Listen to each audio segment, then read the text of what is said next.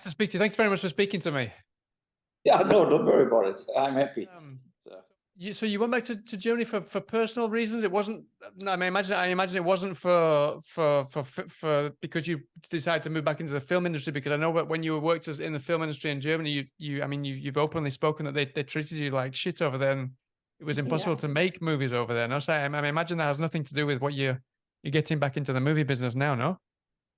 Yes, but I think I mean they still treat me like shit in Germany. So I proposed a lot of things since I'm here, even to the streamers, but nobody really gave me a deal, let's say it this way. So I shot a small German film about a right-wing terror attack in Hanau by Frankfurt. So I financed that myself. In the end, it's on Amazon and whatever, but it was not successful, but I think it's a good film. It was a real psychodrama about the perpetrator. And Hanau was basically here, right? I'm living 30 kilometers away from where it happened. And so I portrayed this. But for me, it's better to do international films with American actors for just for financing, right? So at least in America, I have still sales people like the films and they're buying my films and stuff like this. And then it spills into Germany too. You know, so no, but Germany is so subsidy driven that it's they never liked me doing genre films. It was like a no-go zone, and you're right away an outsider if you ever do a horror film or video game-based films and stuff. Right. What I did, then you're like everybody hates you because they normally do only drama, history, or comedy in Germany. There is no genre. Mm-hmm. I mean, you said that you're able to get financing in the US. I'm curious how you managed to pull it off, because you've not had the best relationship in Hollywood. Obviously, you said probably the biggest farewell to Hollywood anyone could say on YouTube not that long ago. But you still managed to go back there and you still get the financing. What is your relationship with Hollywood now, or with the movie business over there? Because you managed to even though you got this really shaky relationship, you still managed to pull it off, and you still managed to keep going over there. Yeah, I mean, I'm not living in Hollywood. I could never live in Los Angeles. Yeah, not in Hollywood now, yeah. So, but of course, business-wise, the company's sitting in Hollywood, and I mean, a lot of companies like Fox, Universal, Lionsgate, they had a lot of my films. They distributed them, and in a way, they made money because I'm also not a filmmaker who goes way over the top with like budgets, and you know, I'm kind of like reasonable with everything.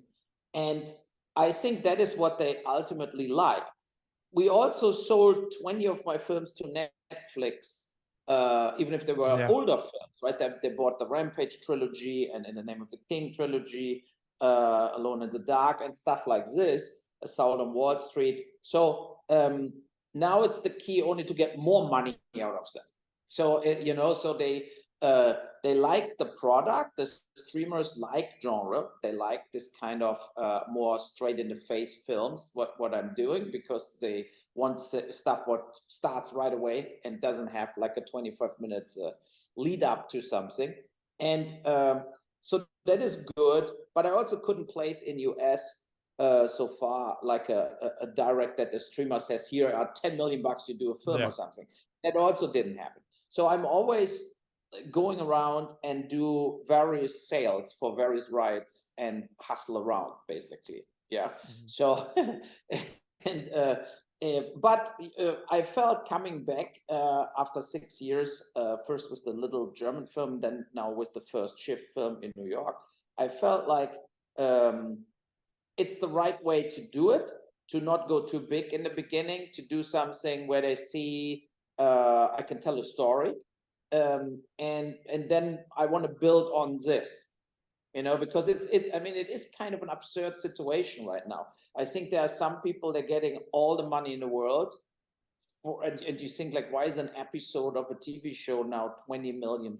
I mean, it's crazy what they spend on some shows, right? So it's, and I think also it's unjustified.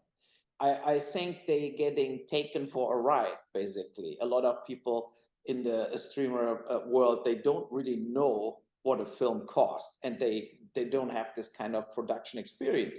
And I feel you can deliver very good quality for less money, but first some illusions need to pop from from the streamers. And when you see, I think it's so an absurd situation right now, right? So you have the writers on strike, and I understand why they're on strike, because a few writers don't make any money and they don't get residuals and they get treated like shit, and totally understand it.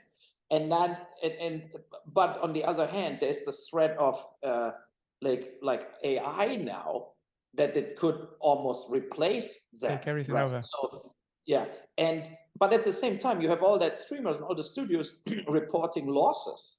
They're huge in debt. So, but then why Ryan Reynolds gets 30 million bucks for a streamer movie? And I think that is where they have to really sit down together and build, like, I mean, we have an oil cartel since 50 years, but I think they have to talk that on the top, in the top, they cannot keep paying like this. Because that destroys, if the above the line is 70% of a budget, and the writer gets 25,000 bucks in a film where a director gets 5 million, a producer gets 5 million, stars getting 40 million, it's ridiculous. Yeah. And and that is always the problem, right? So you have like I think the financing and the reality don't fit together. And but I understand, of course, also production companies who say, I cannot just guarantee a writer's win if I don't get the money for the show, or the show gets canceled after season 1. I cannot keep everybody for season 2 because I have nobody who gives me the money for it. So they need to come to a reasonable, I think, solution without having now the next 100 days again a writer's strike.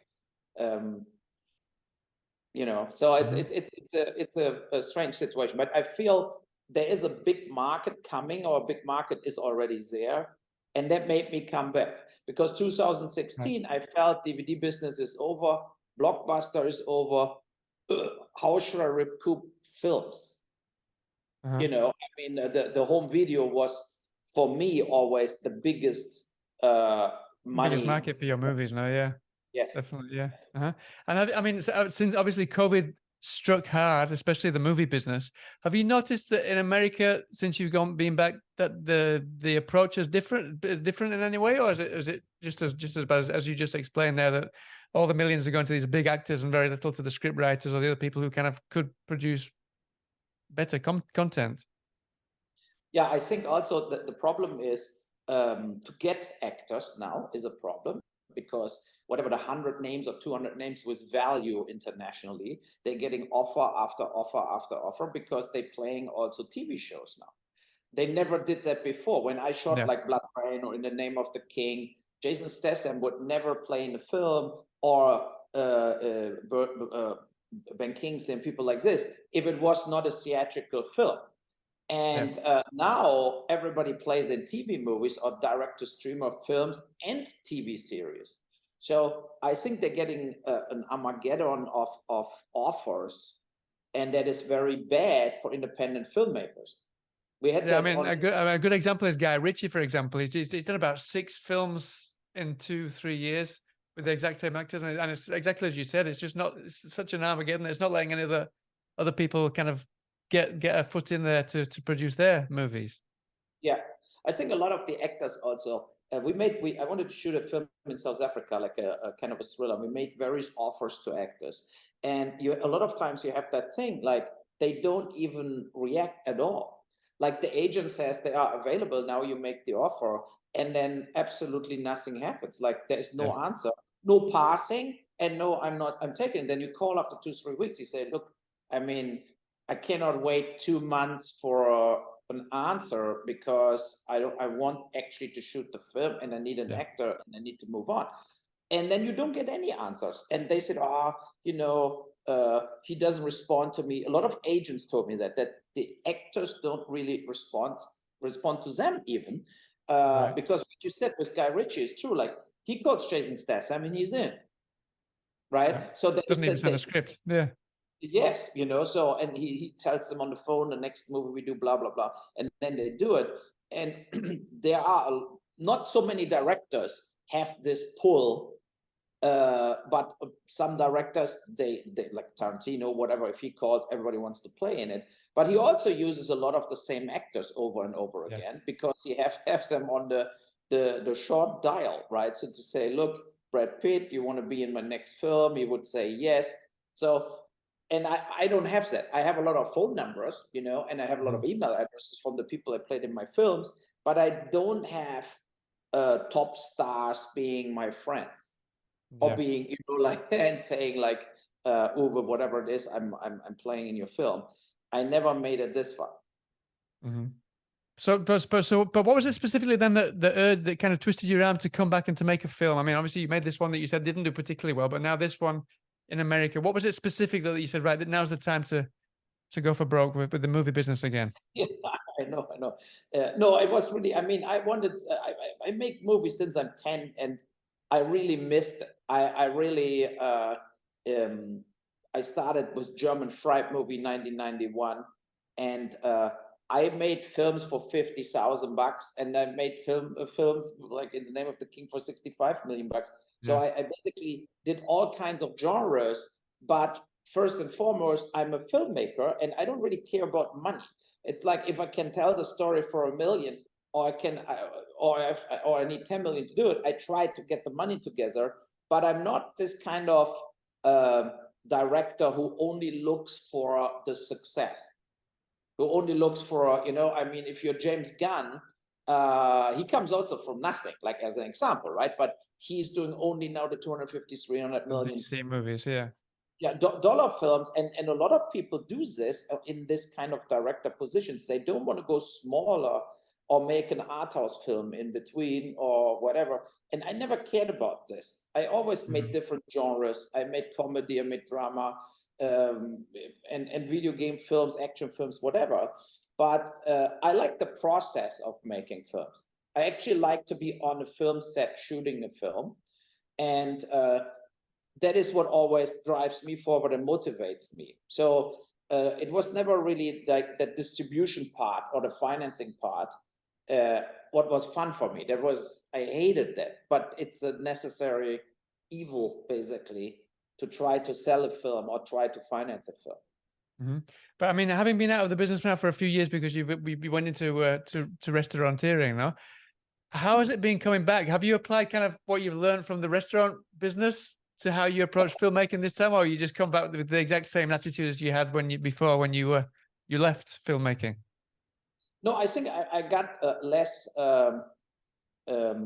violent. So it's, you know, like I think films like Rampage and so they were very straightforward, in your face, and a lot of things I predicted, right? If you watch Rampage 3, I predict the riots in the US, a kind of a civil war, way before Trump was in office.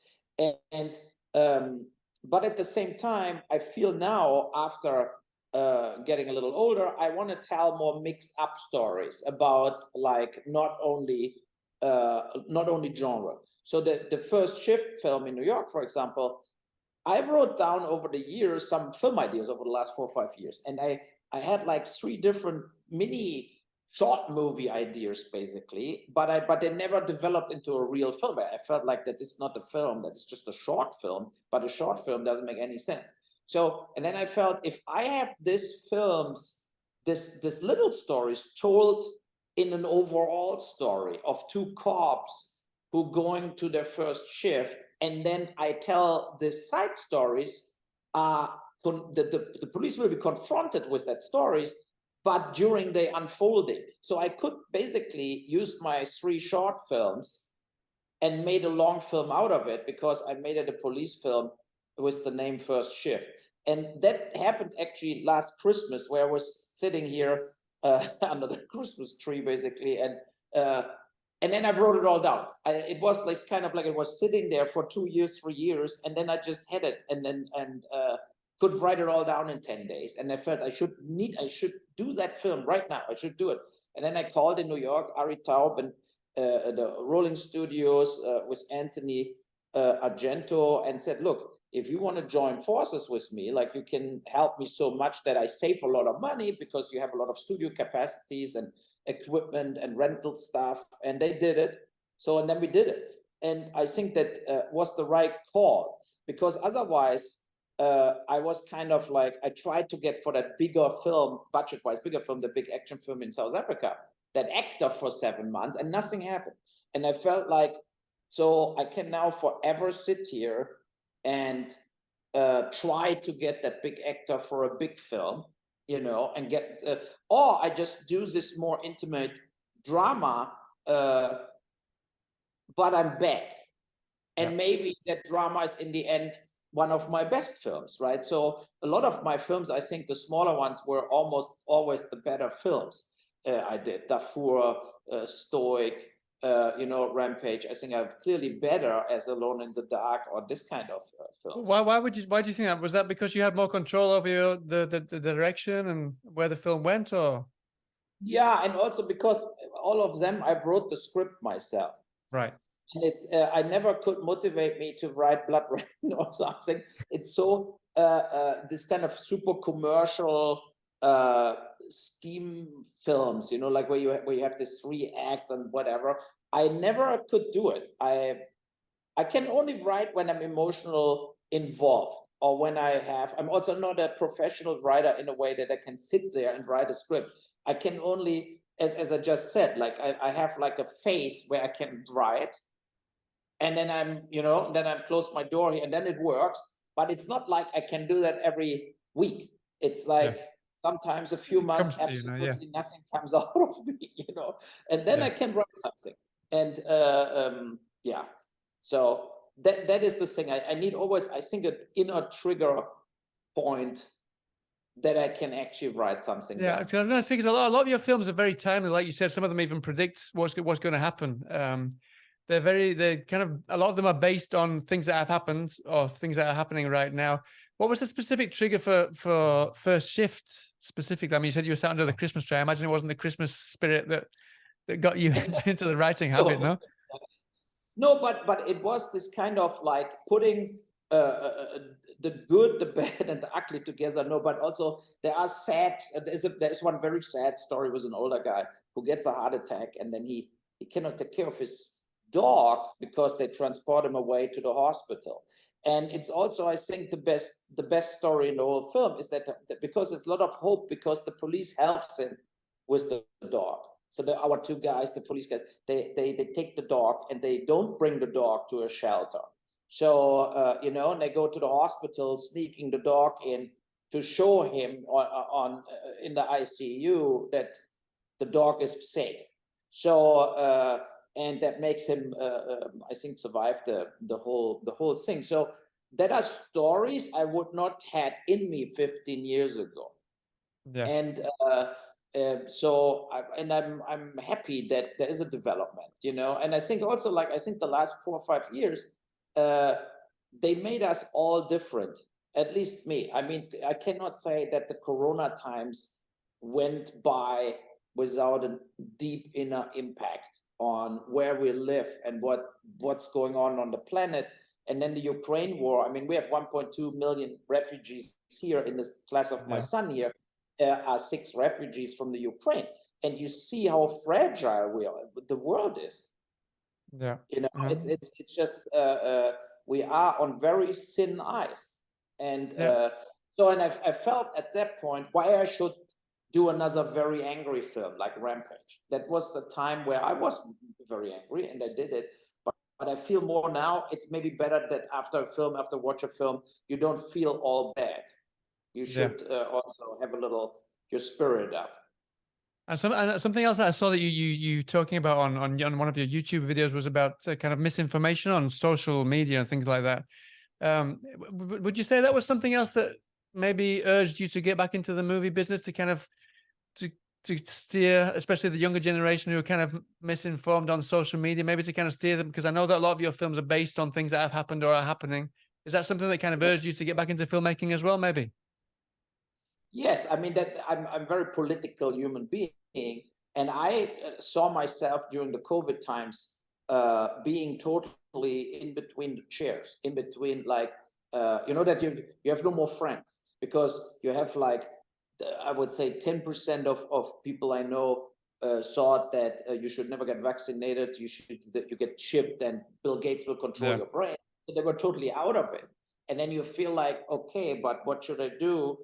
The kids are friends, and I still see these people from time to time. But you really felt like, okay, it's finally over. But then you have also the people, they were like, basically, you had almost the feeling they were happy to have no human contact anymore. They cut everybody out.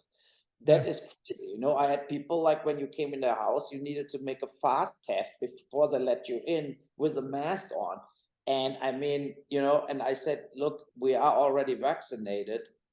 I mean, where are we now? Ebola? Or I mean, that is the thing, you know, where I felt like it went too far. And a lot of times I have this kind of opinions in the middle.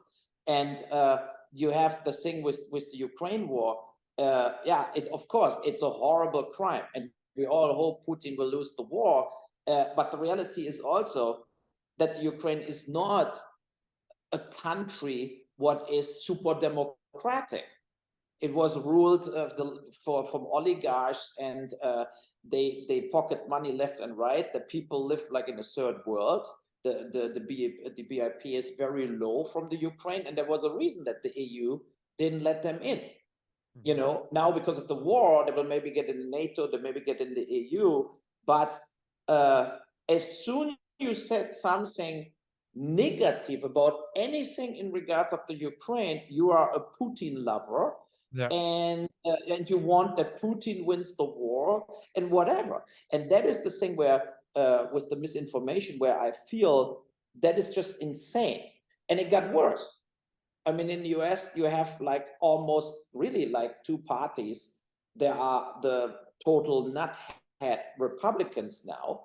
I don't see any, let's say, Republicans who are not totally conspiracy theorists anymore, but at least not the major part of the party, right? But then you have the Democrats who are not really, let's say, doing what they should do, I think. You know, in regards of climate change, the biggest problem we have, it gets totally ignored. They still are going full with fossil fuel, you know, and what is right now like very worrying me is the whole situation that Darfur in Sudan is doing it again.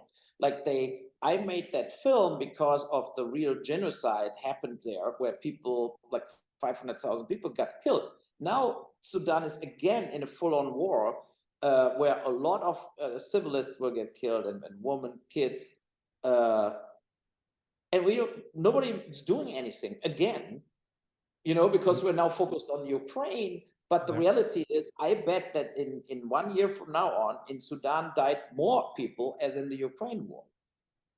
You know, but it's not so important for us, it looks like, strategically. You know, the Ukraine is a very strategic part of Europe in a way, with the access to the Black Sea and stuff like this.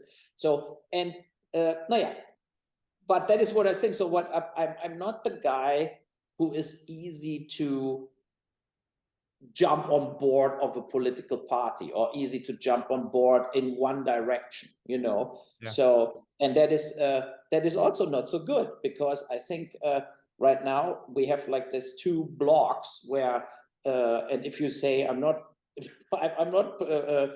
pro one of you, I mean, of course, if I would be an American, I would vote Democrats, because we cannot have the Republicans ruling. But I don't see the Democrats also as so clean and great as they could be. And for you, do you find that being in kind of on the fence between both parties difficult for you to pitch films over in the US? Because obviously that plays a big part in everything that happens over there in the US. Yeah, I mean, I'm also, of course, with Postal and stuff like this, totally not political correct. You know, I love dirty humor, and I love like black humor and stuff like this. I hated that people going in distant to what they did before. You know, if Seth Rogen says, I'm ashamed that I did like Superbad, whatever, I mean, that is ridiculous, because that made him, right? I mean, that Seth Rogen or Jonah Hill or these people would not exist without this kind of teenage comedies they did, you know. And I feel one of the biggest victims of this situation right now is comedy. they're all like, don't want to hurt anybody, but if you don't hurt anybody, it's not funny at all. So and that is a big problem, that films like Hangover, whatever, Naked Gun, stuff like this would never get done again, and it sucks. I like comedies, and I like to watch. I mean, I think like people like Ricky Gervais, everyone says he's fantastic, but at the same time, everyone's saying get him off. He can't say things like that. It just doesn't make any sense at all. No, and I think we have to get non-scared, right? So you have to just sit it through. And what I think the worst mistake a lot of celebrities are doing is this, that they non-stop say, "I'm so sorry that I said that." You know, so I mean, if you said it, you said it, and you have to. My response would be, guys, get over it. Who gives a shit, right? So I mean, especially when people said something or wrote something 10 years ago, and now by accident it comes out, and they have to be like bending over. Or get fired, they don't get jobs because of something they said 10 years ago. Yeah, exactly. Yeah, I mean, it's ridiculous. What would Monty Python do? You know, the life of Brian now. Yeah, they could shoot anything, you know. And I remember Benny Hill from England, or Dave Allen, whatever. I mean, Benny Hill and it was primetime BBC, primetime also German TV. Benny Hill. I used to watch Benny Hill when I was like a teenager with my parents, and it was like Saturday viewing, essential viewing on a Saturday afternoon. Yeah. Yes. And what was it? He tried to grab the tits of every woman on the face. You know, I mean, think about that. And where are we right now is like, they don't. I don't think they would even know what to say about Benny Hill. They would say, "Oh, I mean, when Benny Hill died, they dug up. I don't know if you know, they dug up his when he was buried. They dug up his grave because they were protesting against what he'd done like 20 years previously. Yeah, ridiculous. So that is a big problem with the Vogue and Me Too and everything, that it also has all like a negative, like kind of impact on self-censorship, and that shouldn't, right? I mean, it's good that Harvey Weinstein is in jail, you know. So and it's good that people getting prosecuted if they're really total racists or rapists and everything. That I think is very important. But you also cannot like just apologize for something. Cancel somebody who made a joke, a rape. You know, so there's a huge difference, but they're not getting treated like this. A lot of people are getting like, I remember what was the guy? He was from the Democrats, and he made a photo in the airplane to Afghanistan. There was like a female soldier was sleeping, and he was putting his hands not on her breasts, but it looked like he grabbed insinuating, yeah. He didn't touch it, and she was sleeping. That photo was the end of his political career, you know, and I think that is ridiculous. I mean, it's just completely ridiculous. So, I mean, Trump would not step back even if he raped people, defrauded people, you know, he's not like, but I wish that some Democrats would have this kind of reaction to stuff like this, because they always make them step back in the end, instead of, you know, that they say, he should say, I give a shit. The photo was the photo. I give a shit. I'm not stepping back. He should, against the party's proposal, not step back. But then they always say, "Oh God, I don't want the stress. Okay, I step back." You know, and I think that's a mistake. It is a mistake. Mm-hmm. So listen, I don't want to keep you too much longer. So just to finish off, then, I mean, I was speaking there about things that people did like 20, 30 years ago. Very soon you've got an autobiography coming out, is that correct? In Germany, I believe. Yeah. So it's a specific period in your life. No, I think, is it specifically the period when you started making films in Germany? Is that right? Yes. Why did you choose that time in your career specifically to kind of to reveal what went on back then? Yeah, the name is Tabula Rasa. It's but only in German language right now. I hope I maybe get a publisher at one point in English, or somebody who translated. Or no, when I was young, I typed on the typewriter everything what happened every day. So like, you know, and I release this now uncensored, and I wrote everything on detail, very intimate stuff too. But now it's so long ago that nobody gives a shit anymore, I think, who's in it. You know, my best friends have already changed my name.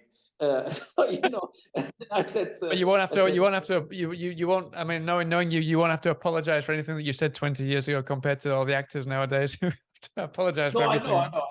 No, I know. It's like, I was canceled a long time ago in a way, right? So when I came out with House of the Dead, the world canceled me and said I'm the worst director ever. So I don't have to be like shy like other people maybe. Okay, I cannot lose a real reputation.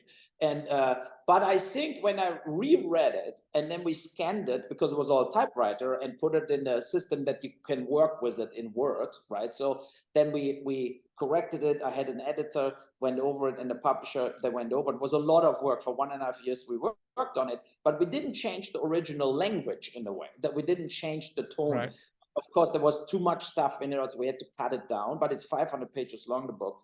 But then I basically, it's around 420 pages, this, and then we jump forward, so 80 pages are new, where I basically tell what actually happened then after my first 4 or 5 films. Right. And I tell this more in a speedy way. But I did a lot of research about the German subsidies and the German TV system, what I totally trash in the book, in the garbage container. And but of course, I would love that in US also, because in Germany there's 3 or 4 books about me and whatever existing. And I would like to have an English-speaking Uwe Boll book, you know, but my English is not good enough to write a whole book. I would need like basically a guy who can really translate and write. Yeah, totally. Brilliant. So and that comes out in a couple of weeks or so in Germany, I believe. It's out now. It's on Amazon. It's out already. All right. It's on Amazon, and they did a high-end version that was pre-sold and is sold out. Only a few hundred very like hardcover exemplars, so they are sold out. And then now it's only the pocket book from Amazon, so people can buy it on Amazon. But how did that go down? Because I know you say exactly what you think without a filter. So I mean, how did it go down? How did people react when it came out? No, I wait for the first reviews, because we were not able to send it out early. So the reviewers just got the book too. So at 500 pages, they don't read in one day. But I expect next week coming maybe the first 1 or 2 reviews. But I'm also scared about my friends, right? So because they will read it, and I think various of them will come back to me and are very mad. But I sent to them the book to say, look, I couldn't ask you before, I said, because you would all say, don't do it. Right. And then I just did it. My old partner, Frank Lustig, where I did all my films first with, where we grew up together, and without him, I wouldn't maybe be a director. And then he went out after Amok Run, like the 3rd film. He's reading it right now. So I sent it to him. I said that there's a lot of things you have no clue that I was thinking this. And I want to have a longer talk with you about what you feel now after you read it, you know, because we had a very tough breakup. It was, we were very much going in different direction. And in a way, it was like from the closest friends to, not bitter, but it was like he kind of like cut me out of his life. And he has no clue, because I made the film career later, he not, right? But he has no clue how hard was that for me. And he will read that in that book, that it was this kind of very, on a personal level, a very, very bad time for me, like for half a year. And I don't think he ever saw it this way. So I'm curious to see what he says. Brilliant. Well, hopefully that gets picked up by some US publisher or a British publisher. I'd love to read that in English. Yeah, that'd be fantastic. Well, listen, thank you so much for your time, Uwe. I wish you the best of luck with the book, and I wish you the best of luck with the next film. Hopefully I get to speak to you about that. I'd love to speak to you about that once I've seen it. And I wish you the best of luck, and have a lovely time in San Sebastian in a couple of weeks. Yeah, thanks so much. All right, take care of yourself. Take care. Nice to speak to you. Bye. Take care. Bye-bye now. Bye.